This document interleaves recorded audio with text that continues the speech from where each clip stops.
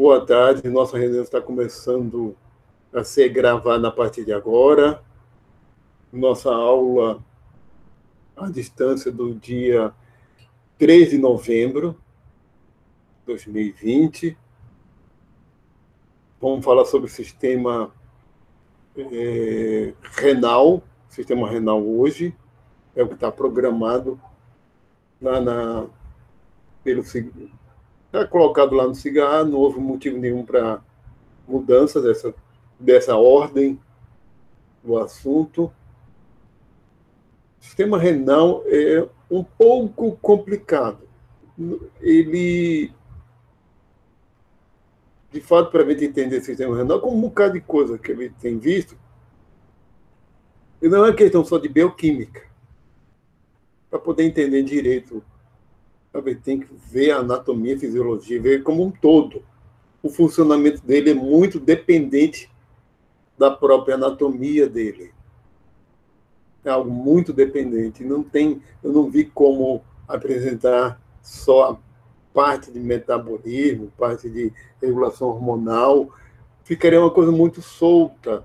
Então, temos que amarrar, de fato, com a parte de fisiologia mesmo, de anatomia. E é muito interdisciplinar. E é um assunto bastante interdisciplinar, que envolve outros sistemas também. Vou colocar exemplos aqui que vocês vão ver que vai envolver outros sistemas. Algumas coisas a gente só vai ver com mais detalhe, por exemplo, na parte óssea, por exemplo, que tem implicações do sistema renal com o ósseo. E já eu começo uma apresentação para vocês, né? Faço a apresentação.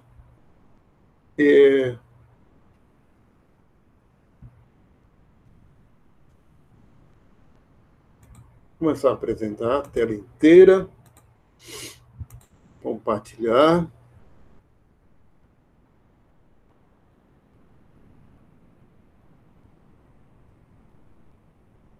No caso do sistema renal, é diferente do digestório, que ele tem um monte de vídeos, de coisas assim disponíveis. No final das contas, vou colocar por aqui. O sistema renal, ele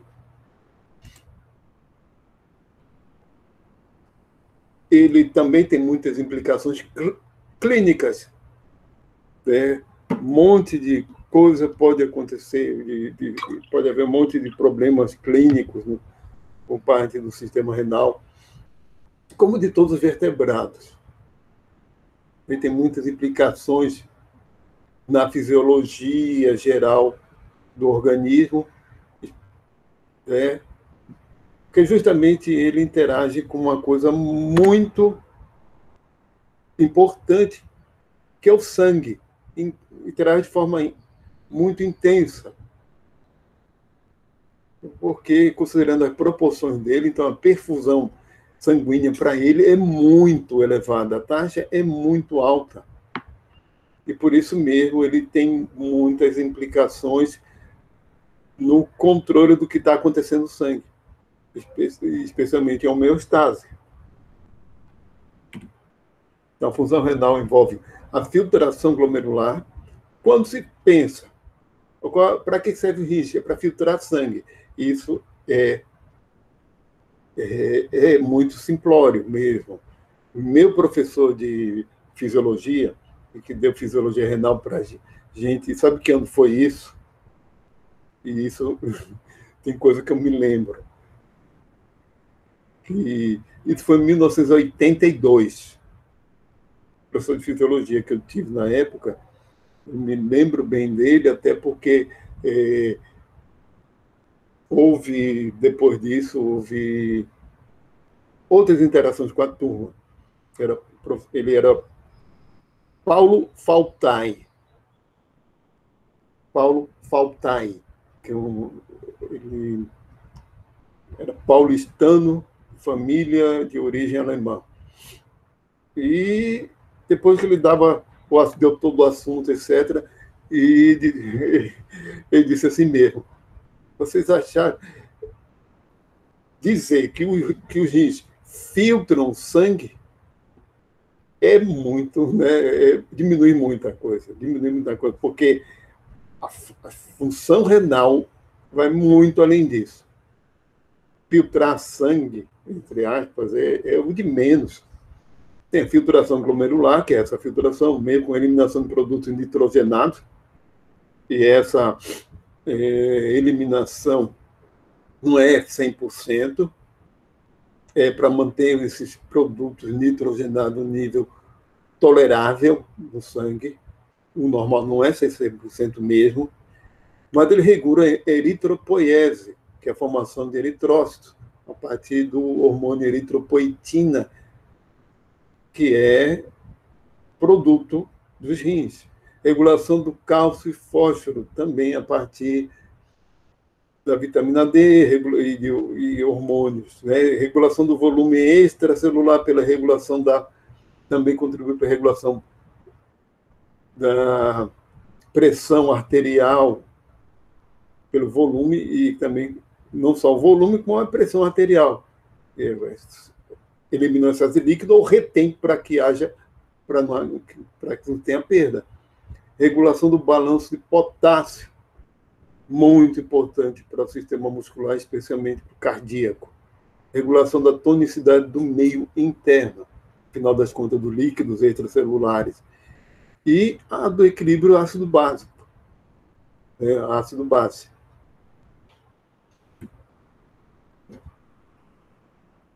Nesse vídeo aqui, vou tirar o som original dele. Vamos, fala do equilíbrio ácido básico.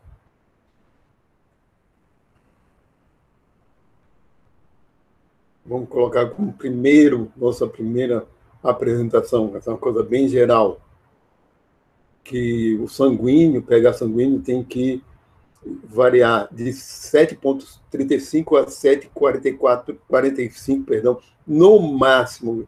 O ponto médio é 7,4. Certo? Qualquer coisa abaixo disso, especialmente que é a mais intolerável, é acidose. Acima disso, é alcalose. Nosso metabolismo elimina muito CO2 e isso acidifica o sangue. Forma bicarbonato, que é dissociado, forma o H2CO3, né, esse ácido carbonato, que é dissociado em H+, e bicarbonato, e um bicarbonato. Essa reação vai ser muito importante lá nos rins mesmo, também, porque os rins excretam o excesso de H+, na urina. É um dos papéis de regulação do pH sanguíneo, porque o nosso metabolismo acaba eliminando CO2 e isso provoca o quê? A acidificação, porque provoca o aparecimento de H+. O CO2 é eliminado pela respiração, mas o H+ é eliminado pela urina, o H+ em excesso.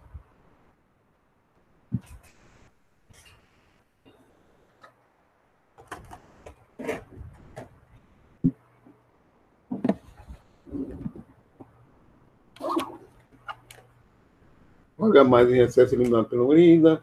Espera aí. Está mostrando esse. Não pisa no teclado, né?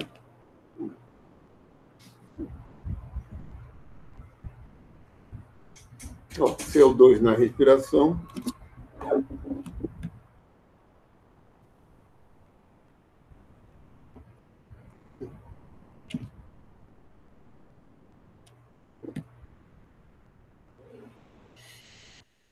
Porque se mantém um equilíbrio, certo? O que está mostrando essa ilustração é a questão do equilíbrio pela respiração ou aumento ou diminuição, né, da ventilação.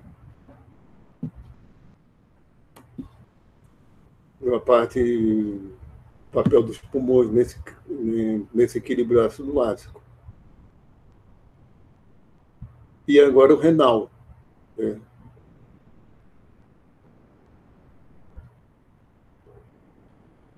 Aqui é absorvido bicarbonato e o H+, excretado na urina.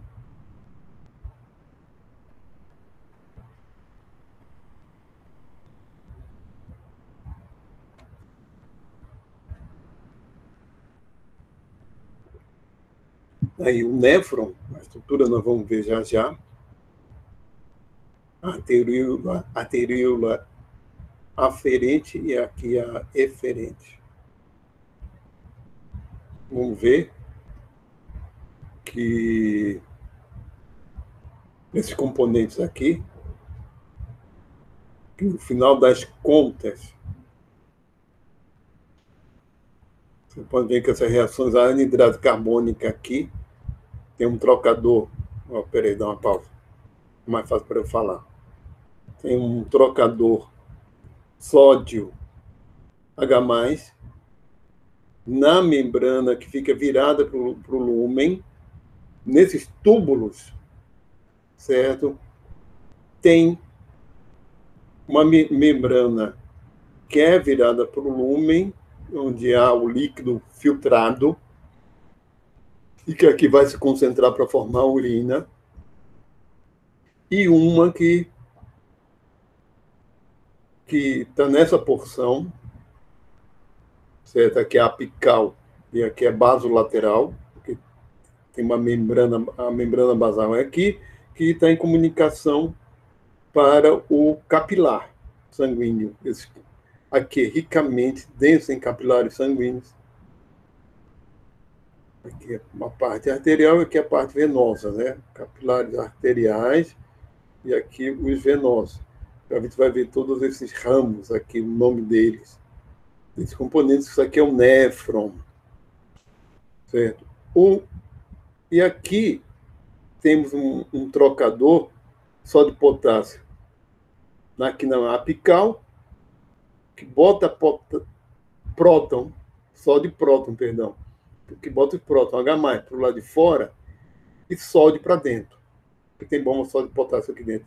E aqui, nesse lado, tem um cotransportador sódio bicarbonato, ou seja, que bota tanto sódio quanto bicarbonato para cá, para o lado do sangue, certo? O resultado final é que vai ter bicarbonato e sódio no sangue e H+ no lúmen, que vai ser concentrado para formar a urina e excretado.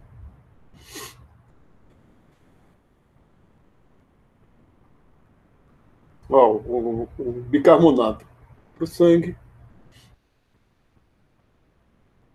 Aí não mostra mais junto com o sangue. Aí temos a bomba a potássio. Perdão, eu estou confundindo. Desculpa, mas temos a bomba protônica movida a ATP, certo? Bombeando para o lado do lúmen também. Ainda tem essa bomba. E a H+, potássio, ATPase também. Então, e eles vão se combinar com amônia, com pó nitrogenado e com fosfato para excreção também, formando amônia.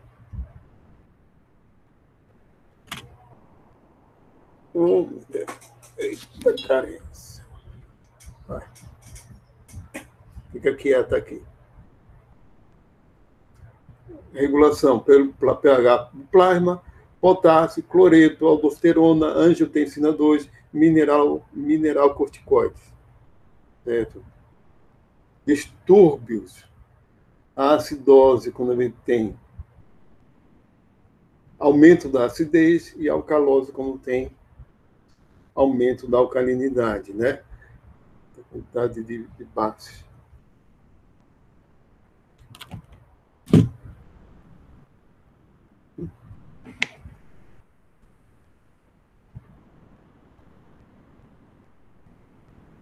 seja abaixo de acidemia abaixo de 7,35, alcalemia acima de 7,45. O que pode provocar?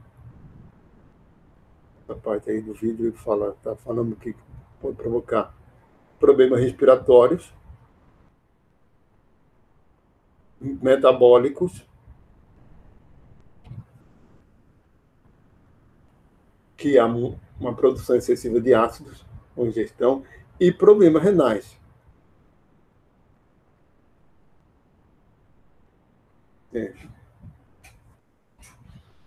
Metabólicos, quando há distúrbios metabólicos, levam a formação de ácido a mais, de CO2 a mais. A calose também pode ser por respiratórios, também pode ser por renal.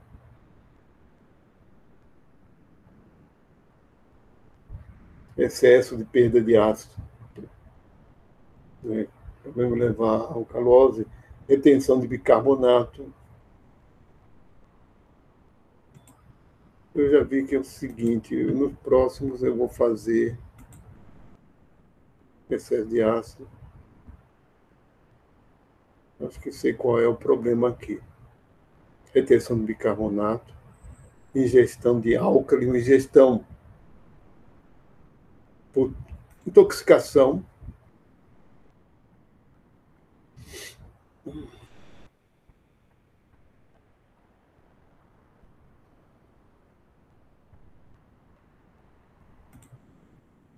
Certo, agora está certo. Mas assim, porque eu salvei esses vídeos da primeira vez, eu fiz a edição e exportei só no formato de vídeo. Dessa vez estou exportando no formato de vídeo e áudio, para ter referência. E aqui vocês não vão ver o mesmo e o áudio ficaria me atrapalhando. Então coloquei no silencioso. Mas eu notei que o vídeo está com atraso em relação ao áudio, quando coloca aqui no PowerPoint. Vi que tem esse problema técnico. Então, o áudio cumpre o tempo aqui. O vídeo vai atrás, fica atrás. Quando só está no vídeo, ele fica bem dentro do tempo da edição. Não sei que problema é esse aí no PowerPoint. Pode ser algum problema do formato de vídeo, de como foi exportado. Mas, aqueles.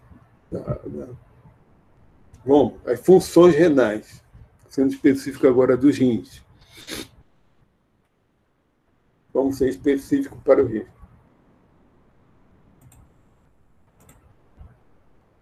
Remoção de restos metabólicos, do lixo metabólico, né?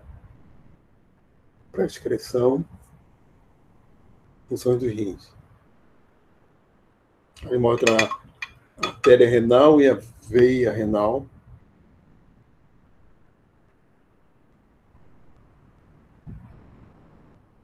$50 galões é cerca de 150, 190 litros de sangue. Mantém a homeostase do sangue. Só 1% do volume é excretado na forma de urina. Então, o que ele já viu lá, né? Tudo isso aí.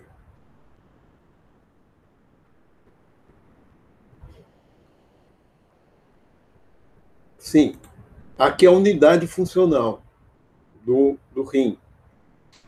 E cada rim contém 1 milhão, um pouco mais de 1 milhão de néfrons, que é essa unidade.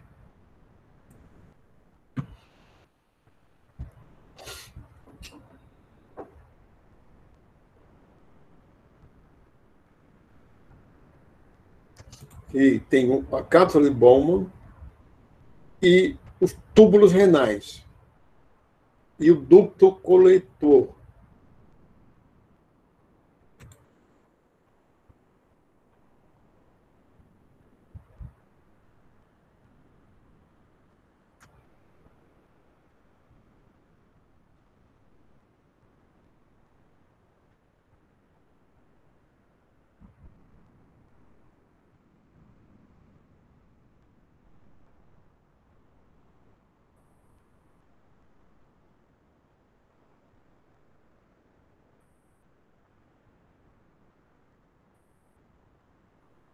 Vai mostrar esse percurso, né? Daqui a pouco vamos ver o nome de cada parte.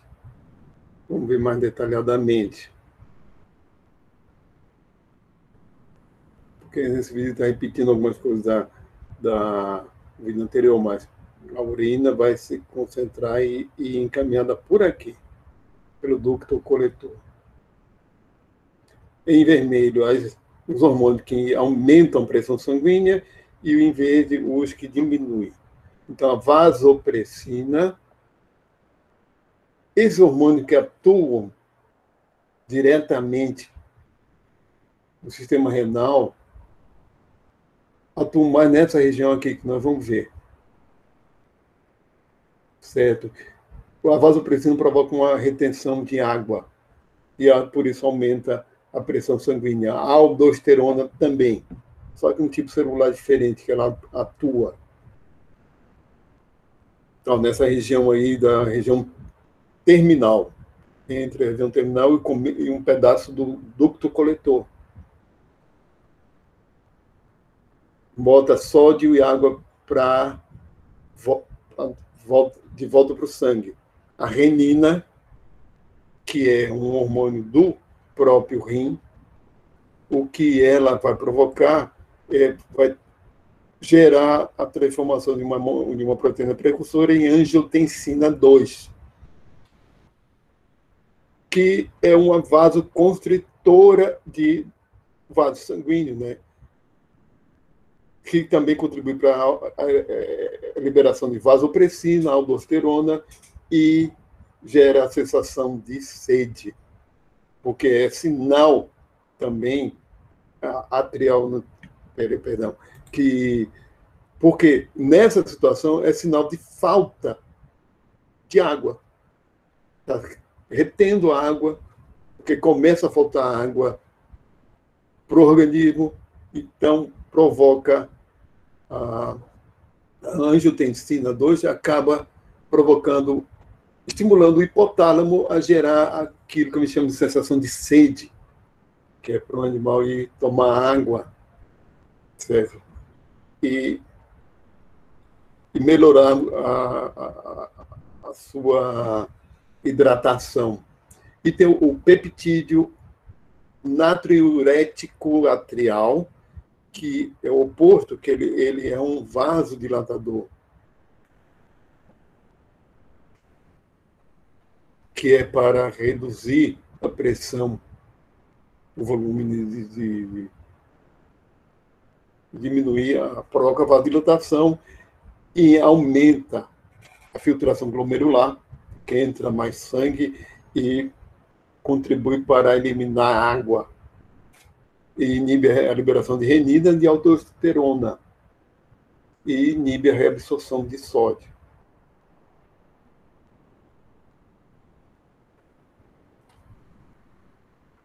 O papel agora do equilíbrio ácido básico, ou seja, bicarbonato volta para o sangue e a acidez, o H+, para a urina.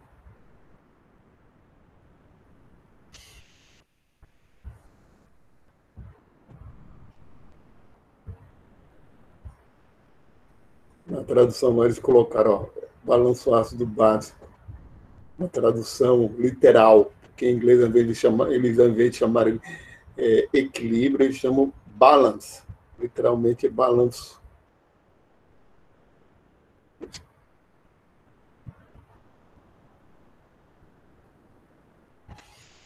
E a gente já viu eritropoetina quando vimos sangue, né?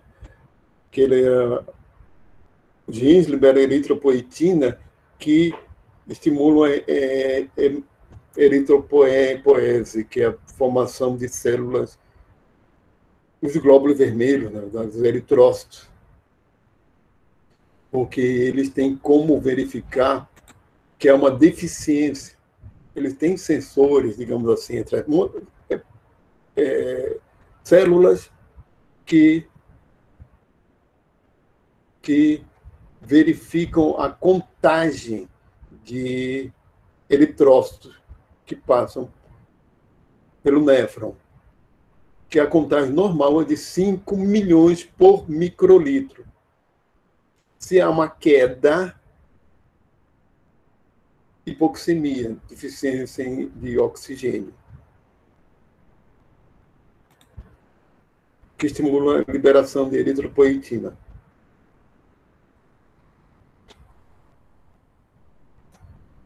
Homeostase do cálcio, também é um papel dos rins relacionado com o hormônio paratireoide, certo? Baixa do cálcio sanguíneo, o PTH estimula a formação de calcitriol pelos rins e o calcitriol melhora a reabsorção de cálcio no intestino. Certo? Cadê?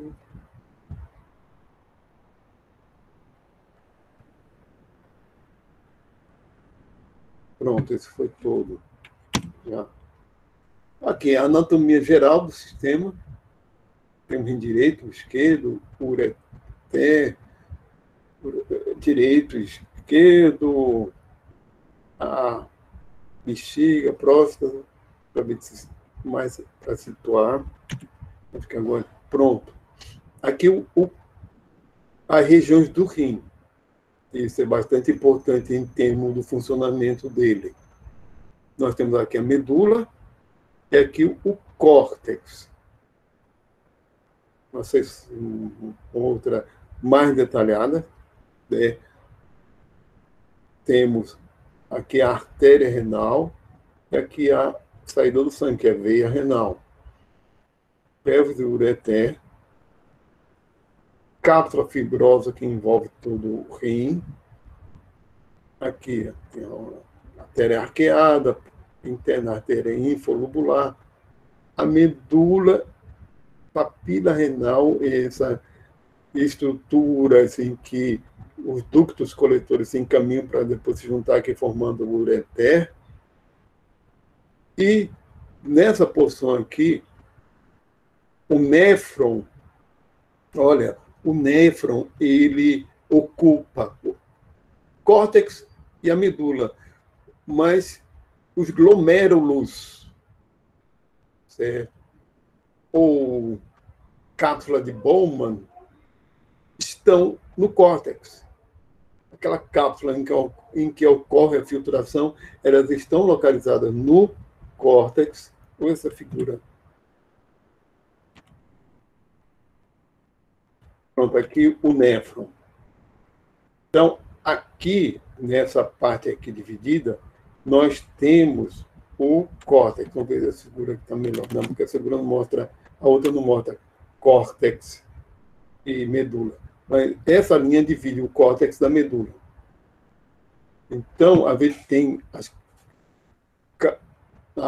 o glomérulo aqui, a cápsula de Bowman, essa cápsula que envolve o glomérulo, que é um enovelado de arteríolas, entre uma arteríola chamada eferente e depois o sangue aferente. Cadê ela? Está aqui. A aferente que entra, estava mostrando a que sai. Aqui entra o sangue, percorre o glomérulo e o sangue sai pela arteríola eferente, que aqui vai subdividindo nos capilares e em estreito contato com esses túbulos, e aqui volta aqui pela vênula e sai aqui na veia cava renal, entra na artéria renal, né? Então aqui a gente tem o que primeiro recebe filtrado é a cápsula de Bowman. Essa aqui primeiro recebe o filtrado que acontece no glomérulo, porque o glomérulo, o epitélio, a estrutura do vaso, perdão, seria melhor dizendo, a estrutura das paredes dos vasos, dessa arteríola que aqui entra, é modificada para permitir a saída de moléculas pequenas. Até pequena proteína consegue sair. Então, o sangue, quando sai daqui, pela eferente, sai um sangue muito concentrado mesmo, e que vai sendo reconstituído pelo contato que tem com esses túbulos. Então, a maior parte do que sai daqui, do que é filtrado, retorna ao sangue. A maior parte, mas não tudo. A questão é, mas não tudo. Né? A maior parte realmente retorna, porque essa passagem aqui é muito frouxa. Sai muita coisa mesmo. E muita coisa, muitas moléculas pequenas mesmo. Então, quase toda a água, quase todas as moléculas pequenas saem. O sangue sai realmente muito concentrado. Como é o ponto?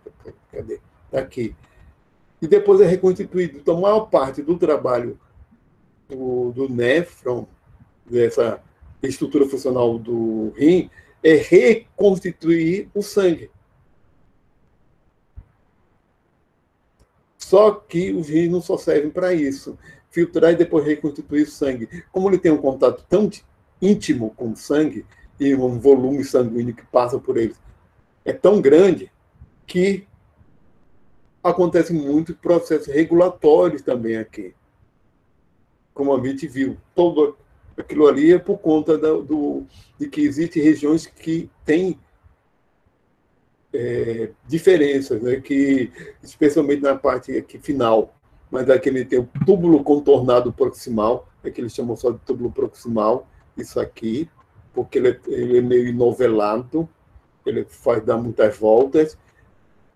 Aqui, a alça de Henle, porque tem um segmento espesso, depois fica fino, depois tem o segmento descendente, e aqui o ascendente, e tem que depois fica mais espesso, e forma aqui o túbulo contornado distal, que tem 3 regiões, tem uma parte região mais que se conecta. Aqui não está mostrando, mas são 3 regiões, a inicial, a média e a final, que é mais reta, e o ducto coletor, que vai realmente coletar o que sobrar, que vira urina, coletar o que sobrar. Mesmo no ducto coletor, ainda pode haver reabsorção, porque, de fato, quando chega aqui, no finalzinho, quando o líquido que está dentro desses túbulos, depois de passar por aqui todinho, aqui é que vai fazer, digamos assim, uma avaliação, certo? Se é para concentrar mais ou para diluir mais. E assim manter a homeostase, porque nossa alimentação, nossa ingestão de água e de alimentos é muito variável. Também acontece que pode haver alguns processos tóxicos a mais num certo dia do que no outro. Então, aqui existe uma avaliação para que haja, por exemplo, porque ainda pode haver absorção de água aqui ou não, para concentrar mais a urina, ou não, caso seja necessário. Então, isso aqui que vai, digamos, fazer a avaliação final de todo o filtrado, para saber se esse filtrado está muito concentrado ou está diluído demais. Ou se aquele organismo, naquele momento, está precisando aliviar a pressão sanguínea, por exemplo. Né? E tem que liberar mais água, e tem que, por isso, viver mais água, e tem tudo aquilo que a gente falou, e a gente vai falar. É o sistema da angiotensina, renina, mais adiante a gente vai ver os detalhes. Por isso que eu falei, o que se não der tempo hoje, fica para a próxima aula. Ramo ascendente, aqui ele coloca, escrevendo a alça de Henle, o ramo descendente, o ascendente. Aqui em corte, sim, uma coisa que caracteriza esses túbulos é que há diferenças nas células, na espessura delas, na espessura desses epitélios.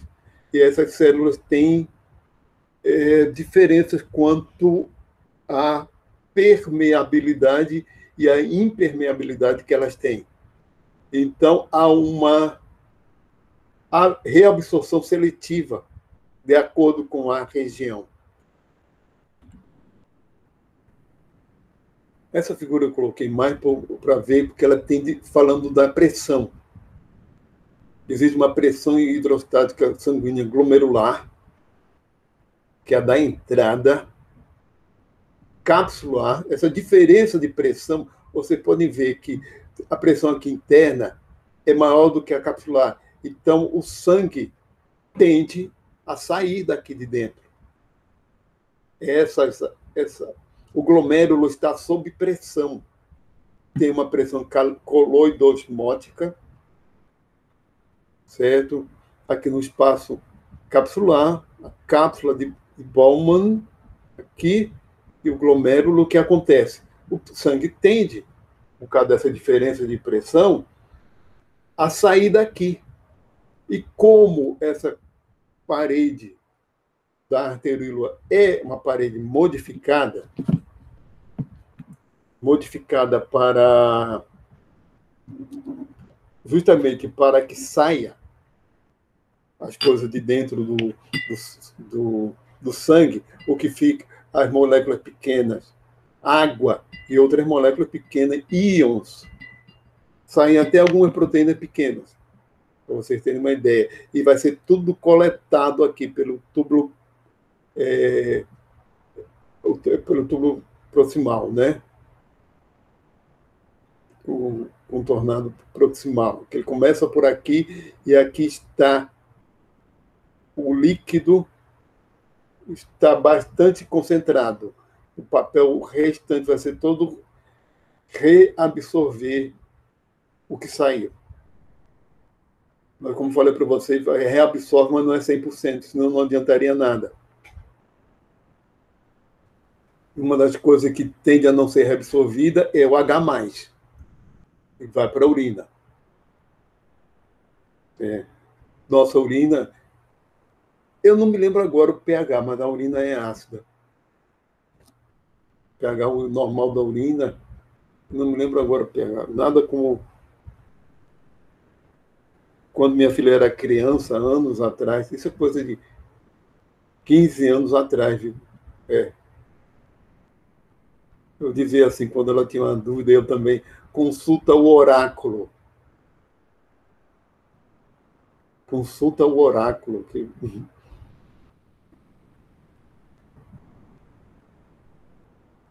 Para não ter que sair da apresentação, estou usando o celular. O pH da urina em condições normais, levemente ácido, que vão de 5,5 a 7,5. Tende a ser ácido, né? Tem a tendência ácida. Isso depende de muitas condições fisiológicas, mas tem a tendência a ser ácido. Aqui eu acabo sendo meio redundante, só para mostrar uma figura mostrada um pouco diferente. Pronto, agora com mais detalhes.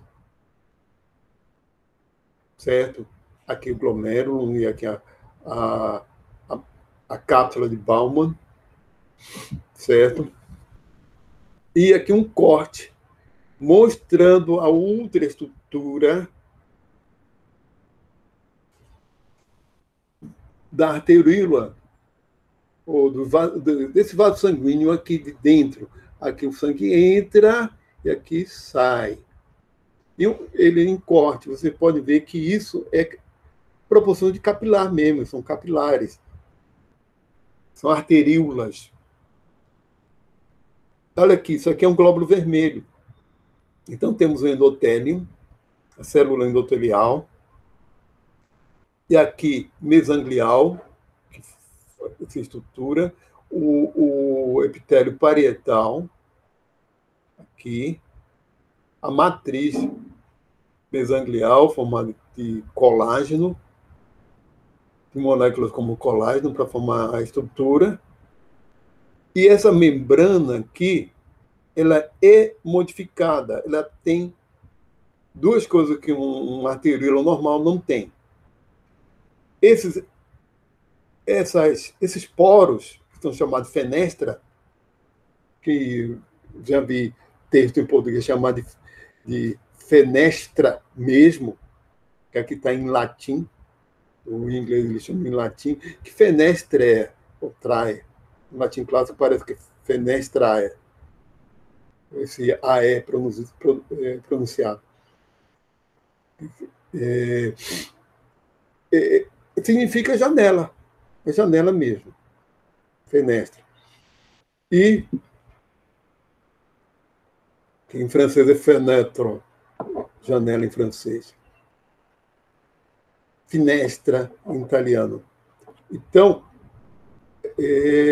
esses poros aqui permitem a passagem de quase tudo. Proteínas grandes que não conseguem. Esse poro, junto com essa estrutura que é membrana, essa membrana basal, essas. Não, cadê ele mostrando o nome do.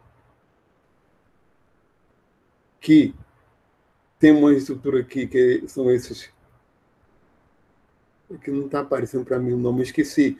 Tem essas estruturas, junto com as fenestras, funcionam como uma grande peneira.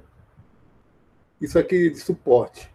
Essas estruturas são de suporte para suportar suporte aqui dessa peneira, né? Funcionam como uma grande peneira. Ou falando de uma forma bonitinha, né? Filtro. E aqui temos a lumen do capilar, glomerular, aquelas estruturas das fenestras. Essas células são os podócitos.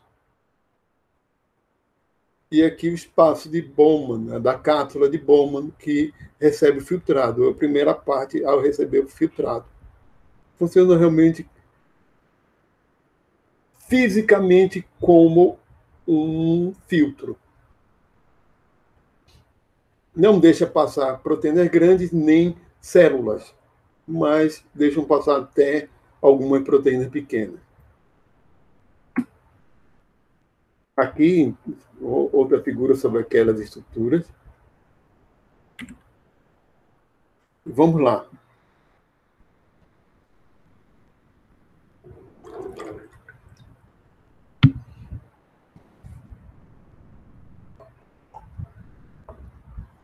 Temos aqui, com o capilar do lado de cá, já é da estrutura do túbulo. Espera aí um instantinho. Aqui é do túbulo, contornado proximal, pode ser, mas de modo geral, como os túbulos já estão organizados, certo? Isso aqui já é a estrutura do túbulo. Eu acho que ficou faltando um slide de transição. Porque aqui são células epiteliais tubulares, o capilar tubular e a luz tubular. Certo? E aqui, células típicas que predominam no capilar tubular, que são as células cúbicas. Uma coisa que a gente pode notar é que uma boa parte do contato, que o contato é muito leve entre uma célula e outra. Tem um espaço entre elas, tem um espaço intercelular que contribui também para a reabsorção. Fora isso, a célula epitelial tubular, ela não é simétrica, certo? Ela não é simétrica. Nos dispositivos dela, nas bombas e nos canais que ela tem. Então, temos aqui na luz tubular o primeiro, o filtrado. E aqui, essas células são arrumadas de um jeito que permite a passagem de componentes que estão aqui na luz tubular como água, íons e outras moléculas, para cá. Aqui está mostrando o sódio. Realmente o sódio ele é reabsorvido em boa parte do, dos túbulos renais. Então, existe sódio, pode ser absorvido passando por aqui. Hoje está dando nada.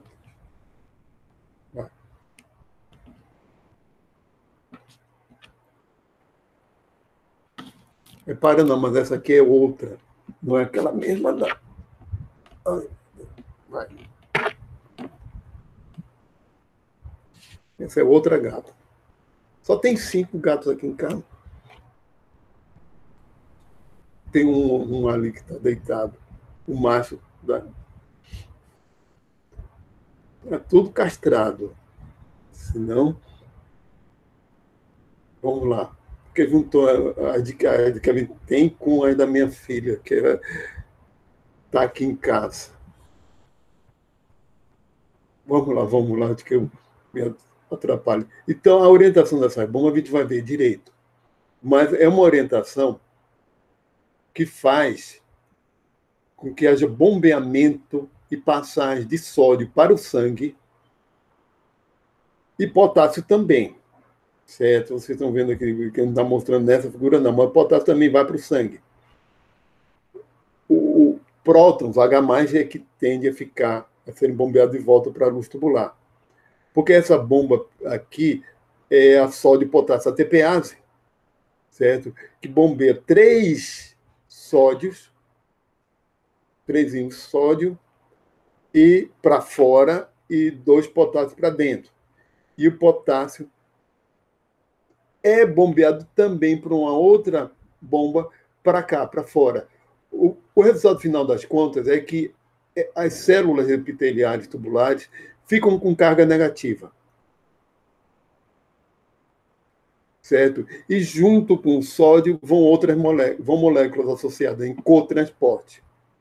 Ela fica com carga negativa, e aqui lembre-se o seguinte: está muito mais concentrado no capilar, o sangue aqui do capilar peritubular é muito mais concentrado do que o filtrado na luz tubular.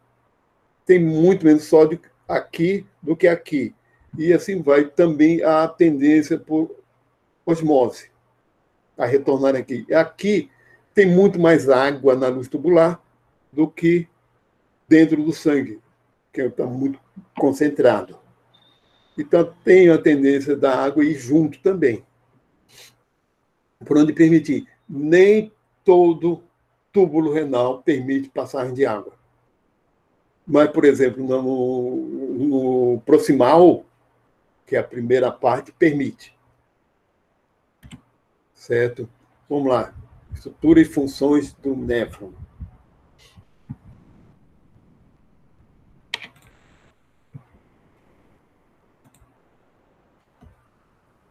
Aqui mostra mais detalhe, já é por vídeo, né? Estrutura e funções.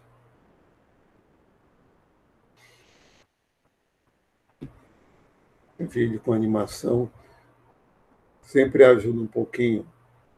Isso.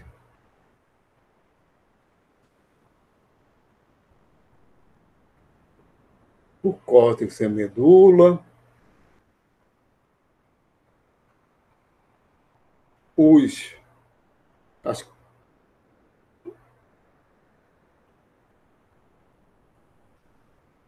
O glomérulo e a cápsula de Bowman sempre na parte do córtex. E aqui, né, o proximal, alça de Henle e o distal.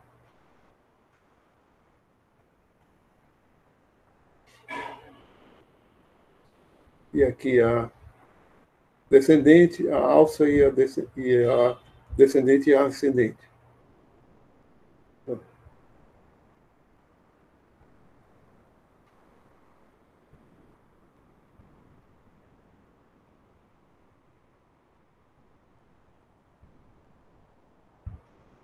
o glomérulo, né? Sangue entrando e saindo. Outra entrando, a arteríola aferente e a arteríola eferente. Aqui para saída.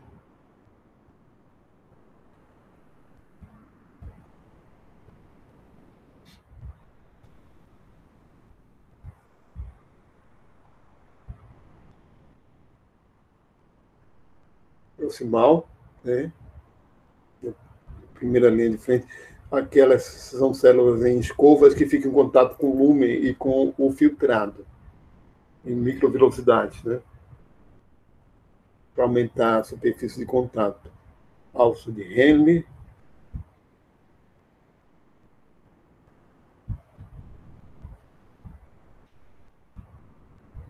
Parte descendente, a ascendente, em que vai sendo concentrada, e se vai retirando, voltando para o sangue muita coisa.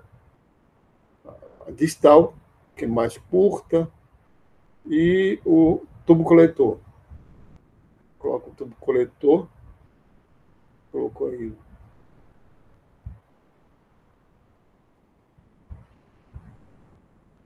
Ele está colocando nesse vídeo aí a água, essa bolinha azul, a maior parte da água sai. E com os refugos metabólicos. E há o retorno, né? Principalmente da água, e outros componentes retornam. A gente vai ver isso. A gente ainda vai ver alguns detalhes, certo?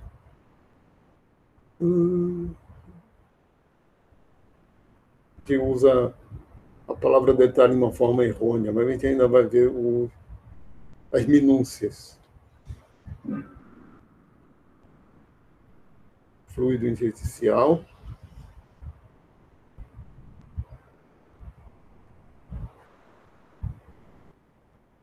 Coletor. Tá.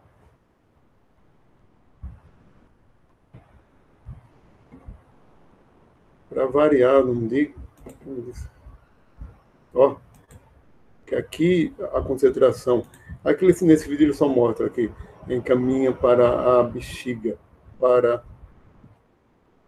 Aí existe um reflexo mictório na retina, não, perdão, na bexiga, ligado ao sistema nervoso, né? Quando ela incha, provoca a sensação de necessidade de esvaziamento. Há uma conexão com o sistema nervoso. Agora vamos lá. A formação da urina aqui, de acordo com esse vídeo da Lila Medical Media. Opa, volta aqui.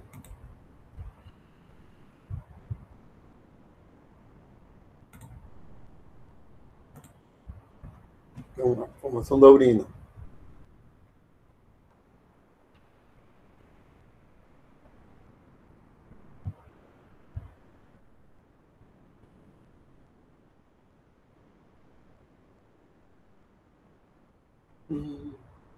Vamos ver.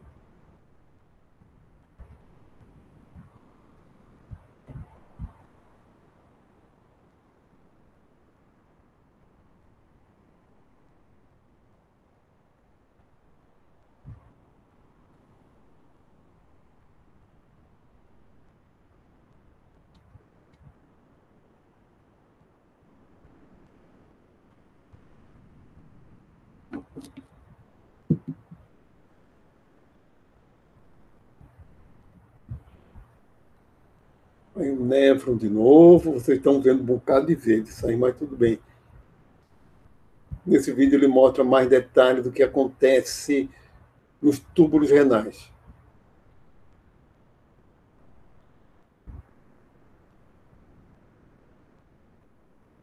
Boa parte do trabalho do néfron é a reabsorção.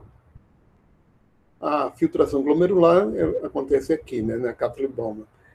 E a reabsorção e secreção é pelo túbulo. O homem colocou, né, anterior referente, aferente e eferente.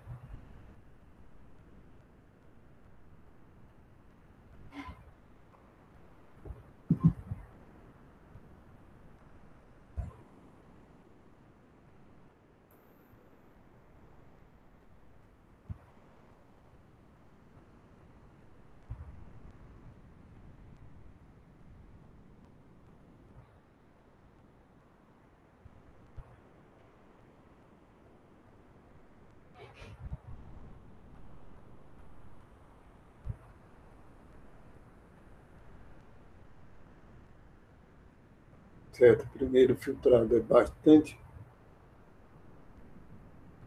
concentrada, porque vai pegar quase todos os íons inorgânicos, glicose, aminoácidos, ureia, creatinina. Né?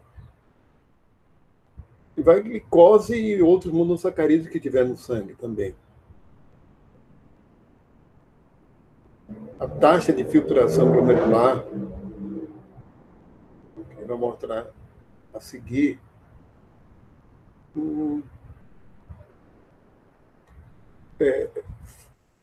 tem que se manter constante, então há uma autorregulação renal a partir do controle do sistema nervoso simpático e controle hormonal também. Mais adiante, a gente ainda vai ver processo de regulação hormonal.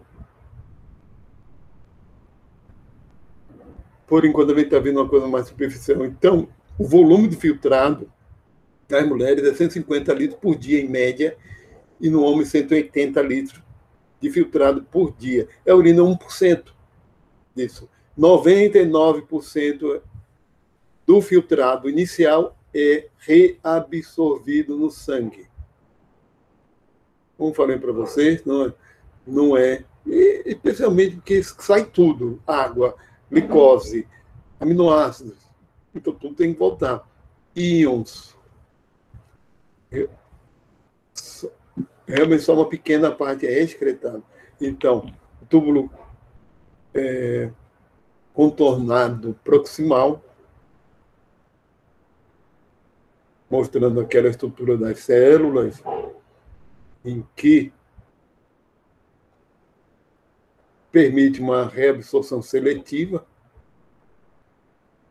E nesse primeiro momento, muita coisa reabsorvida. Certo? Muita coisa reabsorvida. Então, vai sódio junto com água, como eu falei para vocês, cloreto,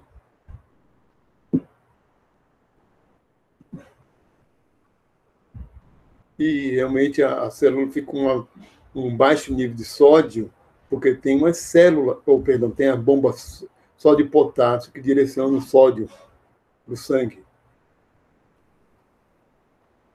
Então, fica baixo nível de sódio, que faz com que também se capte sódio. E junto com sódio vai glicose e aminoácido. Capte sódio e seja bombeado para o sangue de volta. Se capte do líquido do filtrado, né, do líquido tubular. E vai junto ureia também, mas só que não 100%. Então, o caso é o seguinte, de fato, a gente sempre fica com um certo nível de ureia no sangue. Uma parte é excretada. Isso aí não é 100% da nossa ureia, não, mas o que interessa é manter um nível adequado de ureia no sangue para que ela não seja tóxica. E há também uma absorção, nesse caso, de algumas moléculas, e de H+, e de drogas, alguns para ir para a urina. Então, o que pega de volta do sangue é H+, e algumas moléculas. Então, tem a alça de Rayleigh e o túbulo distal ali. Uma coisa que acontece, pronto, isso aí não tinha aparecido até agora, é que há uma diferença de osmolaridade entre do córtex para a base da medula. A osmolaridade aumenta. Aqui é 300 miliosmoles, osmoles, né? Osmolar, perdão, miliosmolar por litro, 400, e aqui na base, já da medula, já na parte, aquela parte interna lá na medula, ou digamos central, nessa parte central, é 1.200. Isso é um gradiente que tem como efeito concentrar a urina.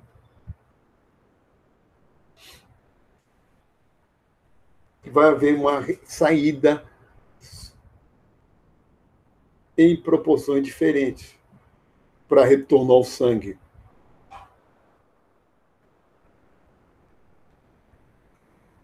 Tem porção aí que a gente vai ver que é impermeável à água, impermeável ao sódio e vice-versa. Mas digamos assim, dois componentes chaves, é o sódio e a água, dessa reabsorção. Muita coisa vai junto com sódio na reabsorção.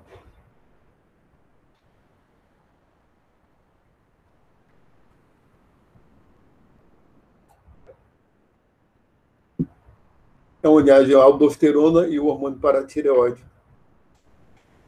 Participação direta aí nesse segmento final. O que ele mostrou foi essa, que também nesse segmento final, que tem a conexão com o ducto coletor.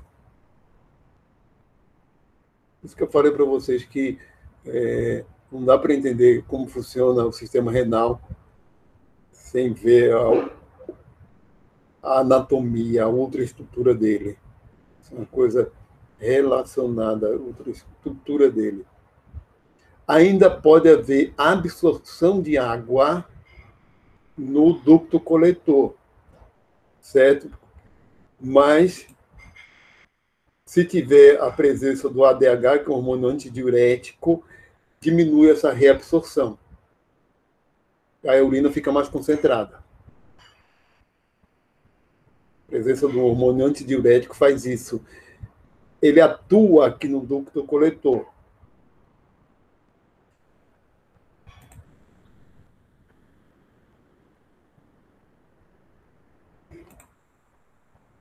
O ADH, que é lá,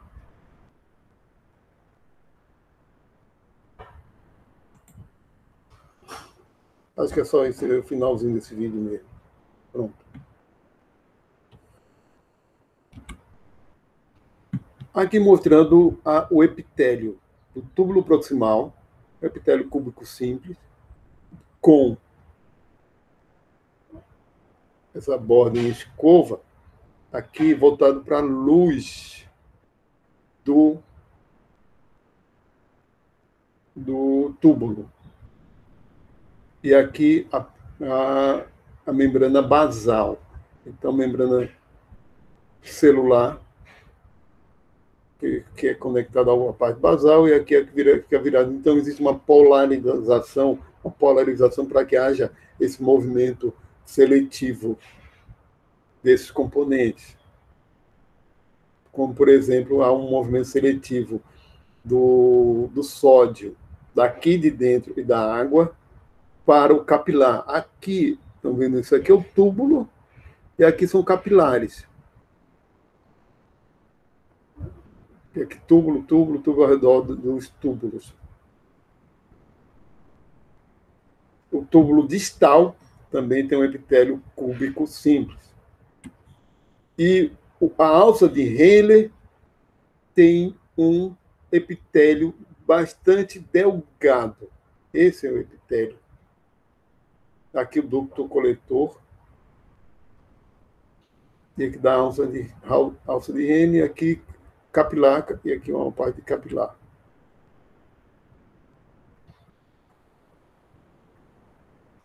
Vamos, nessa figura, 2h30 eu dou o intervalo, tá, pessoal? Espera aí um instantinho.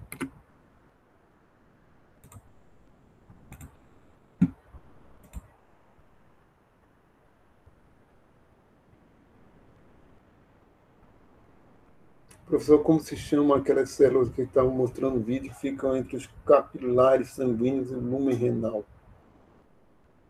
Me chamam de mesanglial. Eu acho que também. Eu tô esquecido, viu? Tem que procurar. E o lumen renal. Eu acho que é mesanglial, aquelas entre os capilares sanguíneos e o lumen. Quer ver? Cadê a apresentação?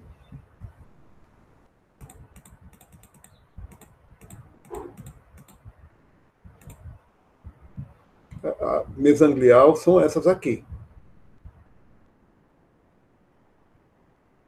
Esse aqui é o epitélio parietal. Isso aqui no glomérulo. Agora, dos...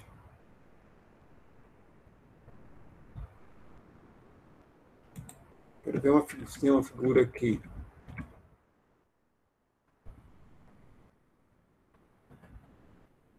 Não. Já é uma regulação. Espera aí.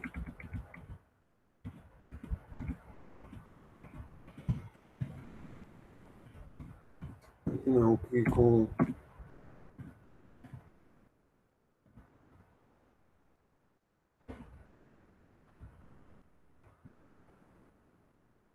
Simples.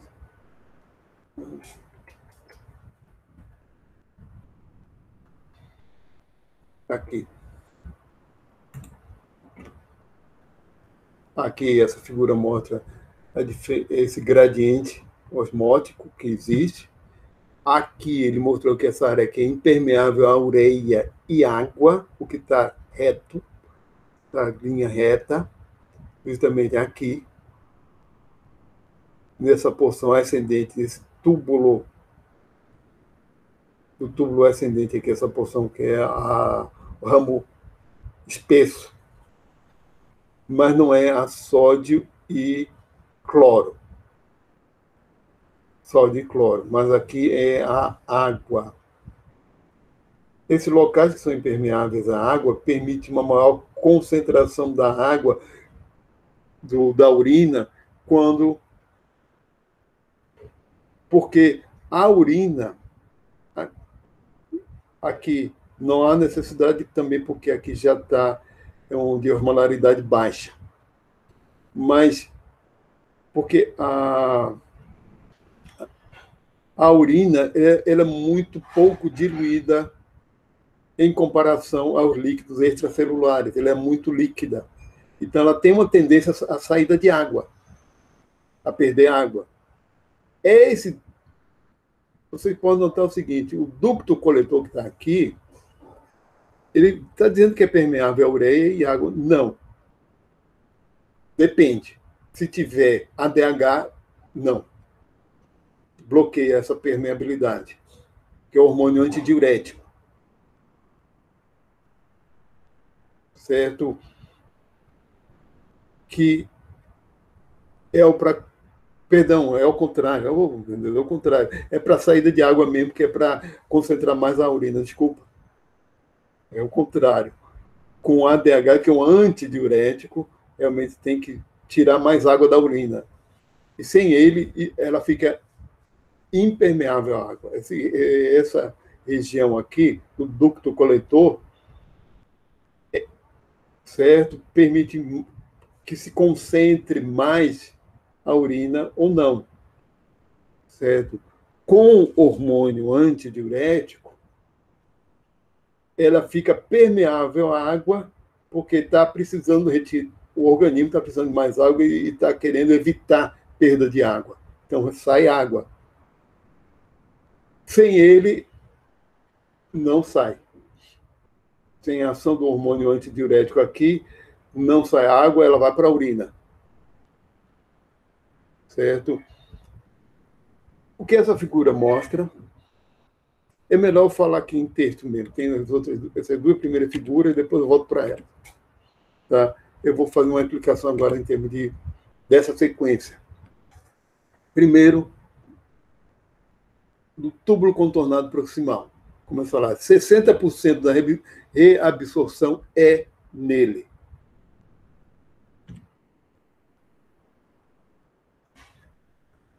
certo?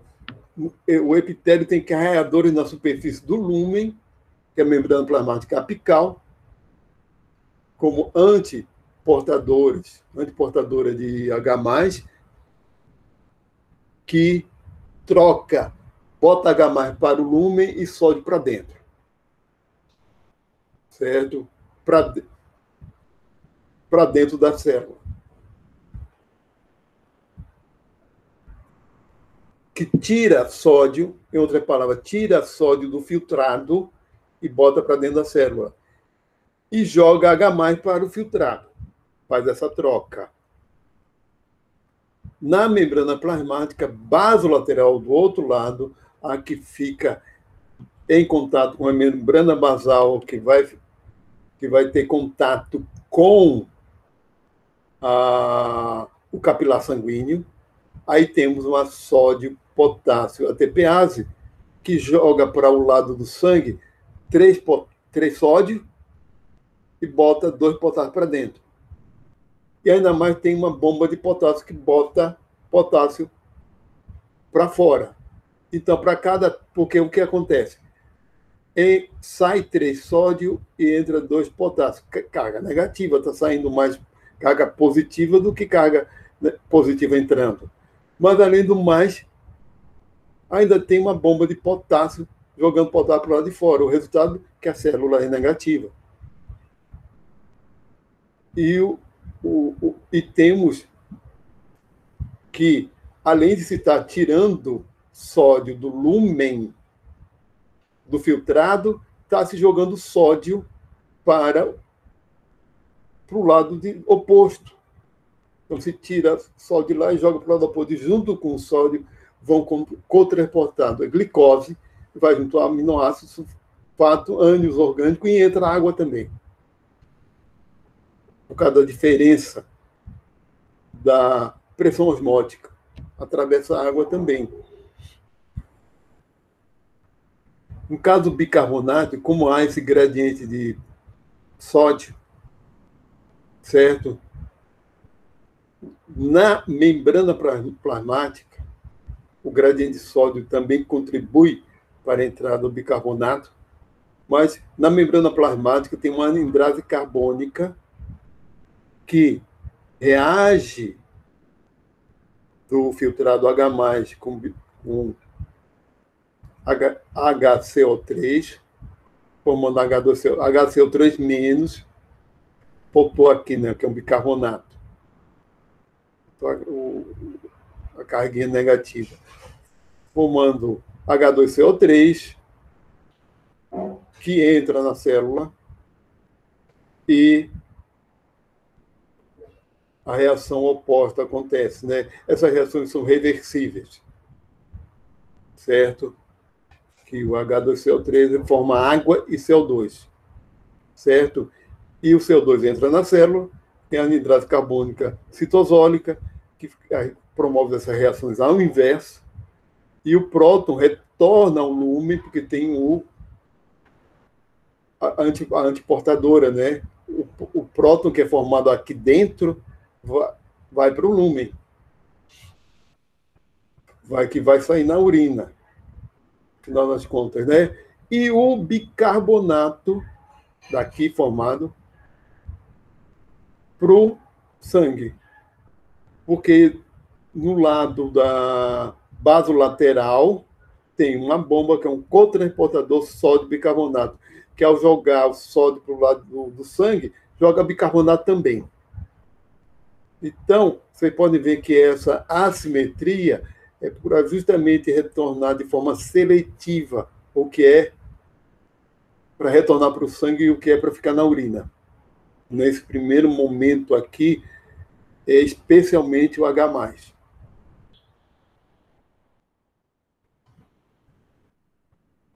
Continuando o túbulo contornado proximal, o H+ no lúmen reage com NH2, formando NH3 e NH4+, formando amônia, porque é excretada, e com fosfato, certo? Que também é excretado. e a reabsorção passiva de íons cloreto. Peptídeos e proteínas pequenas também são reabsorvidas, mas por peptidases encontradas. Os peptídeos, existem peptidases na membrana do lado lúmen, que é chamada apical, que ela é estrutura em escova. Então, naquela membrana, tem peptidases que quebram esses peptídeos e absorvem os aminoácidos que vão para o sangue. E as proteínas pequenas são também são endocitadas e quebradas por proteinases no interior da célula, e esse conteúdo de aminoácidos retorna ao sangue. Não só os aminoácidos como tais, mas os peptídeos e as proteínas pequenas que aparecerem no lúmen retornam para o sangue, especialmente ainda no túbulo contornado proximal. 60% da reabsorção, especialmente de moléculas pequenas, é no túbulo contornado proximal. O restante vai ser muito mais para concentrar, para a urina, para voltar para o sangue água, especialmente água. No ramo fino da alça de Henle, o que a gente tem que não há transporte ativo, só há permeabilidade passiva, porque são aquelas células fininhas, né? No ramo descendente fino é impermeável ao sódio. É um local que não há passagem de sódio, além de não ter transporte ativo. No ramo ascendente fino é impermeável à água. O descendente é permeável à água, o que ele é impermeável ao sódio. O ramo ascendente fino é impermeável à água e permeável ao sódio. Por que tudo isso? É justamente para criar aquele gradiente osmótico, que vai permitir a concentração da urina, a retirada de todo o excesso de água que for possível do filtrado, porque o filtrado, quando chega aí, ele está com poucas moléculas. O filtrado, quando chega aí, já perdeu 60% das moléculas dele, e especialmente de proteína pequena, peptídeos, aminoácidos, mas ainda tem muita água, por exemplo, né? E alguns sais. Então, boa parte foi lá no túbulo contornado proximal. No ramo ascendente espesso, a gente viu lá, e no túbulo contornado distal, tem aquele ramo ascendente espesso e aquele túbulo contornado distal, certo? Que a gente tem que é uma alta capacidade de transporte ativo, em que a reabsorção de sódio, cloreto, mas também de cálcio e magnésio, que a gente não tinha visto. Cálcio e magnésio é nesse local, ou nesses locais, no ramo ascendente espesso e no túbulo contornado distal. E são impermeáveis à água. Tem uma figura lá que mostra aquela região que sobe espessa é impermeável à água, certo? Porque o líquido tubular naquele ponto está hipotônico. Ou seja, predomina ele tem muito mais, tem uma concentração de sais e solutos é menor do que o lado externo. Se permitir a saída de água, por osmose ela sairia. Então, um ponto que não é para sair, é um ponto que, em diante, o que a gente pode ter uma maior concentração, se for necessária, que é no ducto coletor. Quando chega aí, já não é mais para sair água. A não ser no ducto coletor, e isso depende de regulação hormonal. Ductos coletores, certo? Na célula principal, chamada célula principal do ducto coletor, a gente ainda tem a reabsorção de cloreto de sódio,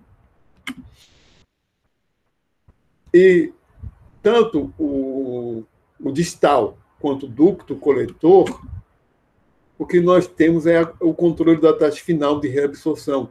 E isso é dependente de uma avaliação que é feita, entre aspas, uma avaliação, certo? Porque o que está ali no final das contas depende muito do nosso estado alimentar, que isso flutua um bocado. Depende muito. E do nosso nível também de água, de hidratação do organismo. Então, aí vai responder a regulação hormonal. Tem que manter uma homeostase, variações da ingestão alimentar e de água também, tudo. Sódio, potássio, perda de água, perda, por exemplo, na diarreia, por algum motivo, sódio, potássio, cálcio e água, que tem que ser mantidos. Né?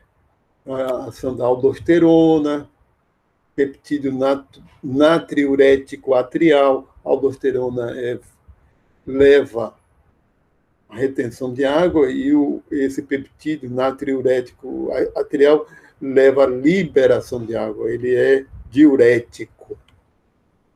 Hormônio antidiurético ou vasopressina, né? Também a ação da vitamina D3. Vamos ver calcitonina. Vitamina D3, calcitonina, vamos ver com mais detalhes sobre o sistema ósseo, por causa da regulação justamente do cálcio e potássio, que esses dois hormônios atuam no metabolismo do cálcio e potássio. E o tecido ósseo, ele é muito importante nessa relação com o renal.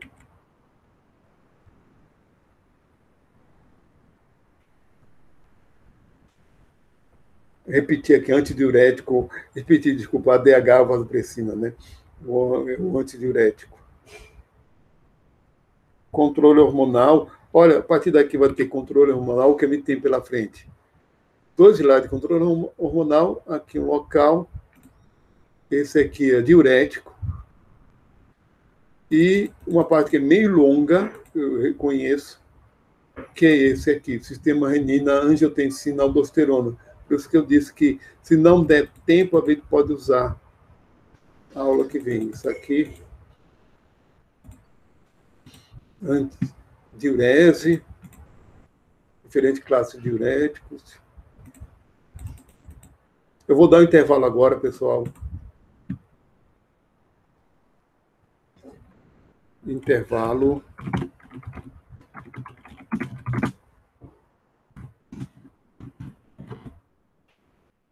Parar a gravação.